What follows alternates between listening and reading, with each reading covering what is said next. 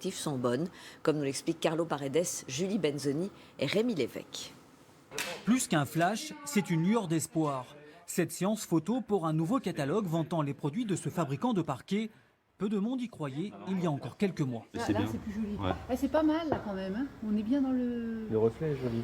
L'entreprise qui a failli disparaître a depuis été rachetée pour un peu moins d'1 million d'euros par 3 anciens cadres qui voient sous leurs yeux leur projet se dessiner. Là, on a vraiment rendu esthétique, un rendu en position dans la pièce. Et on se projette effectivement dans la pièce une fois que le produit est posé.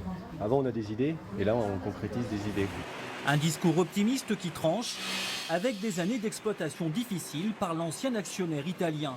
15 millions d'euros de pertes qui se sont soldées par plusieurs vagues de licenciements. Dans les ateliers comme sur cette chaîne de vernis de 80 mètres de long, les 43 employés qui sont restés reprennent un peu confiance. On dort forcément mieux parce qu'on a du travail encore. Comparé à ceux qu'on n'ont plus, qui sont partis de la parqueterie, c'est sûrement plus délicat pour eux. Son renouveau, l'entreprise le doit aujourd'hui à une innovation. Un système d'assemblage par clip qui permet de réaliser un décor en parquet flottant.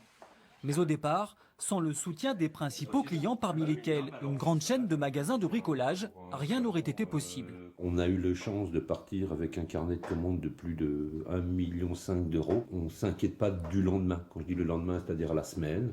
Aujourd'hui, si on veut, sur les 2-3 prochains mois, on est quand même serein à ce niveau-là. Surfer sur le Made in France, mais aussi conquérir de nouveaux marchés à l'export.